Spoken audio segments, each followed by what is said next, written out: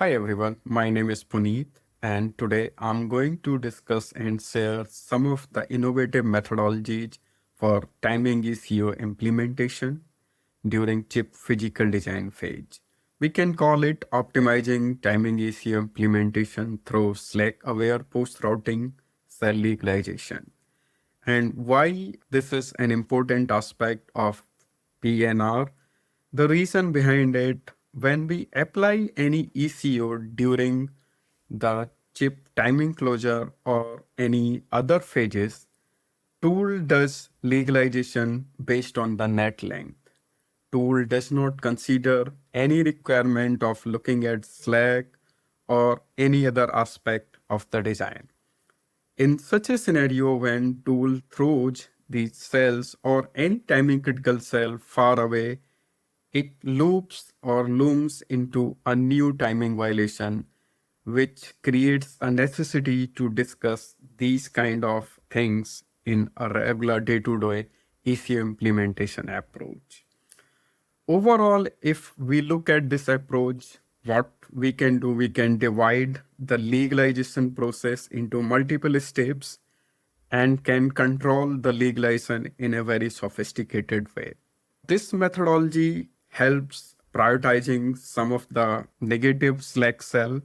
Strategically, we can legalize some of the cells and we can optimize the design in a step by step and we can maintain the QOR. So to do that, we first need to understand from where the ECO requirement comes. ECO requirements can arise from many places. Generally, during the physical design phase, what we do, we run the PNR in some of the dominant scenario, whereas there can be multiple scenarios for the timing closure need to be utilized. If we are running a PNR in some scenarios, we may be having little bit timing closure requirement in different scenarios. So at the end of the PNR, we will be applying these timing ECOs.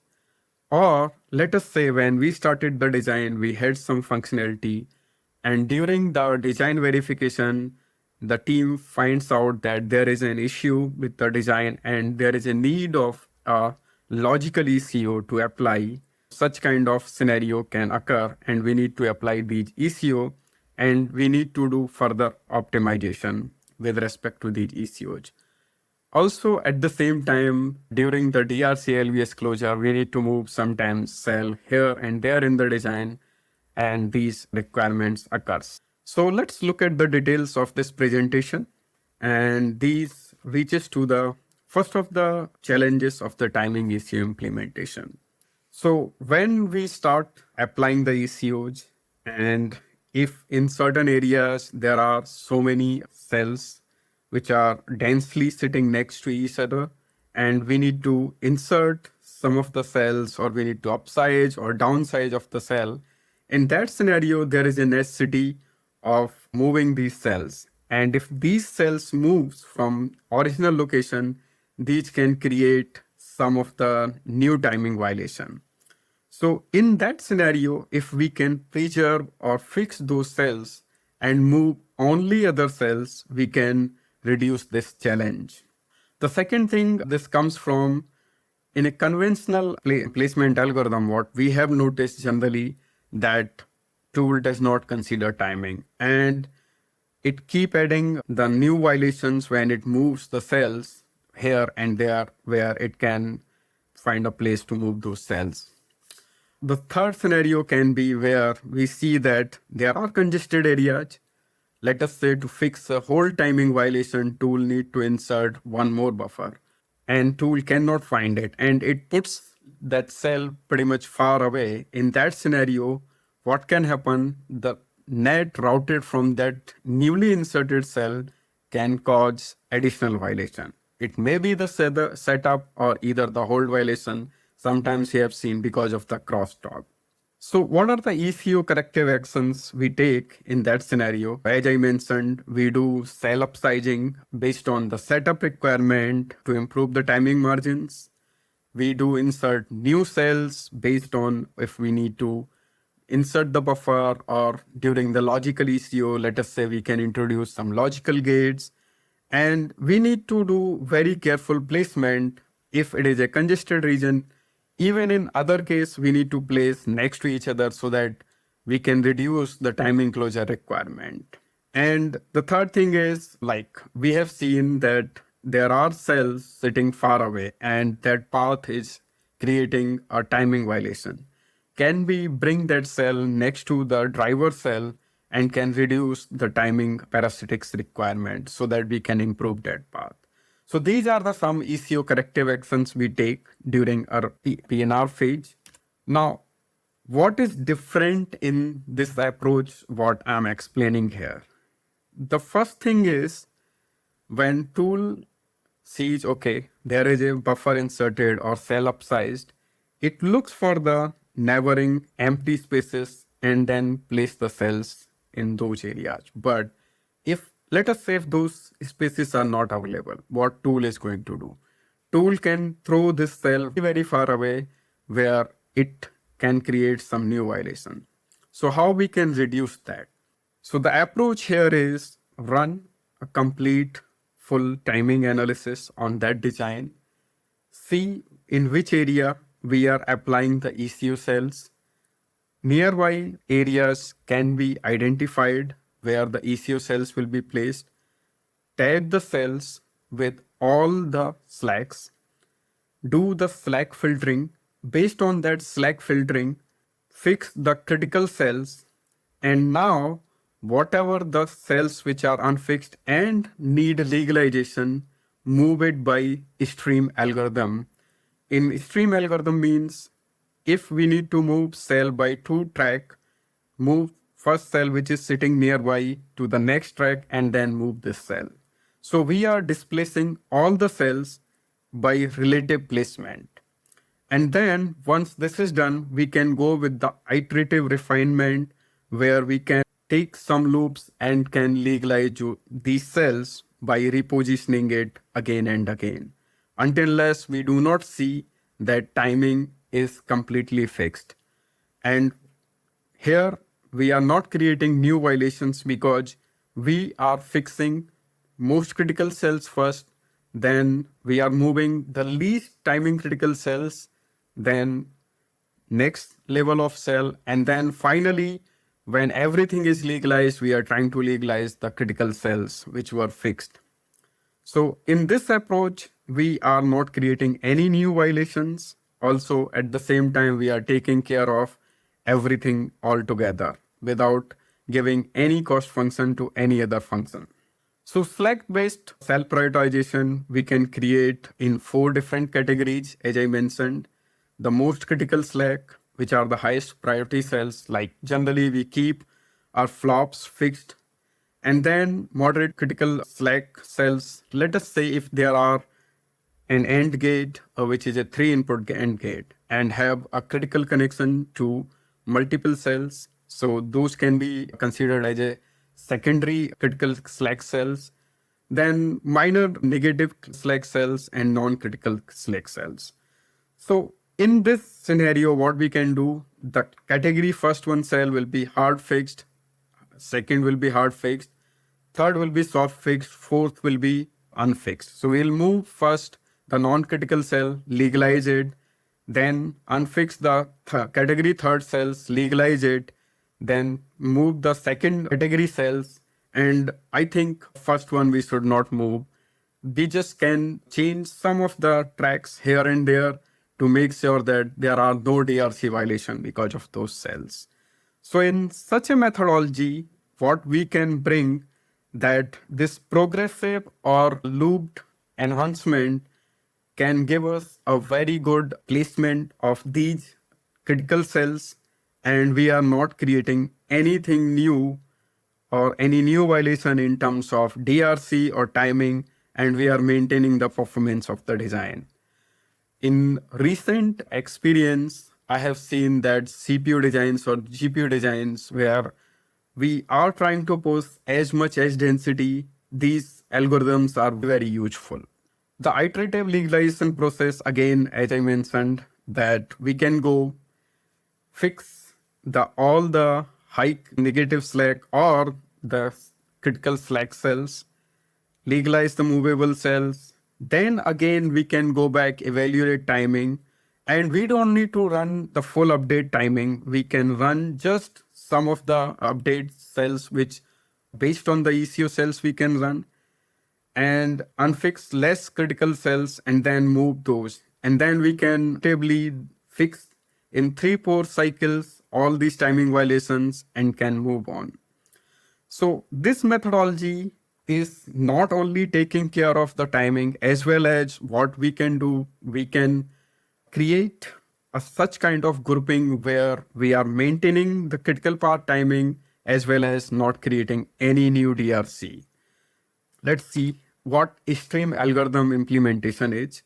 We are sorting the cell based on the priority and then creating the ordered queue. So this can be done. We can report the max price slack in any tool, can tag it accordingly and create a list of those cells.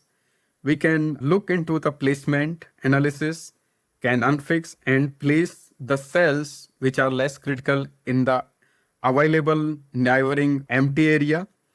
Then we can go for the optimal location selection for the rest of the cells which are critical so that we can adhere the minimum wire length algorithm as well. And then we can do the incremental timing updates. In that scenario, we are taking care of each and everything at the same time. So some of the quality results what I have seen in the designs based on this approach. So WNS, which is we call worst negative slack, has improved by 15% by utilizing this approach for the legalization. So initially when let's say design was 70% utilized and tool through this cell somewhere far away, created a new slack. To fix that slack, inserted some new cell, created a new slack. So that kind of iterative process took very long time to close because of new slack. In this scenario, when we are doing it very controllable and observing all the things at the same time, the WNS improvement observed by 15% during the ECO application. And when we are seeing good TNS improvement, TNS will automatically will help improve. And these are the things we noticed. At the same time, when I'm taking care of my ECO in one single sort and not looking for the new ECO, which can arise from different kind of ECO requirement. So I'm reducing the whole ECO cycle to fewer iterations. So let us say I fixed one ECO, created some new timing violation, fixed those, created some new timing violation. That process is not happening now. So I can reduce my ECO cycle time by say 40 to 50%, and I'm applying fewer ECOs now. Now the runtime overhead comes from when I'm looking at only legalizing only some cells. The placer can go and legalize those cells very fast and can come back. Also, not doing the complete set of update timing. So that is also giving me some of the advantage when I'm doing the legalization or timing updates. So these are some of the QR checks. In 7 nanometer mobile SoC implementation, what I noticed that when during the EC implementation, these things are happening. I'm not stuffing new cells, not putting, there is a less need of putting more buffers and other things by adopting this algorithm. So in those areas where ECO need to apply, there is a huge amount of congestion reduction happening by adopting these methodologies. The violations are not, as I mentioned, that if we'll do it very carefully, new violation will not come. So ECO requirement also will reduce. In that scenario, I have seen that I'm applying only half of the ECOs or less than that. Also, when I'm applying very fewer ECOs, my closure timing is much faster. So this kind of scenario I have seen like in CPU design, GPU design. I worked on neural network accelerator. The designs were really congested, and these requirements must have been adopted and implemented in such a way. So these are some of the advantages I have seen in the designs, which definitely helped me to get the chip out on time. Yields were really nice. When the silicon came back, we did not see much of the problems since we have taken care of all these things at the same time. So some of the implementation consideration for these kind of methodologies, what we can see that when we are going in partial ECU implementation and doing step by step partial implementation of legalization and timing closure, and then again running routing and looking it back, we have a runtime optimization scenario where we can look at very specific area, target those for implementation, and can definitely improve the accuracy. These flows can be, or methodologies can be integrate in the flows very easily. So I have written some tickle script which tool can read and can write also. And then based on that, we can write CSV file to list the cells, slacks, and we can do some kind of sorting based on tickle, and tool can read it back and can apply the algorithm. So very easy to use from the integration perspective, or we can apply in an existing flows as well as we can develop some new methodologies. Parameter tuning is another thing. Like lot of things can be guided by the tool also. Like some of the stream commands tool already has inbuilt inside. So we can call those commands and can utilize to do these kind of ECO. Conclusion here is, so in this scenario, when we are doing this timing closure, it significantly improves the predictability. It definitely reduces a lot of ECO iteration and assures that when we are looking at very high frequency, highly congested designs, this is the only way to go for any ECO application. In the industry, I have worked on 7 nanometer design, 5 nanometer design, and lower node of high performance designs. This is really important, and a lot of industry applications are there in other designs as well. In future, there can be a lot of things added on these top of this algorithm. So some of the things, like if we are looking at power, if we are looking at area, so these legalization schemes can help in those aspects as well. So this methodology overall, I'll say, presents a new era of legalization for ECO cells.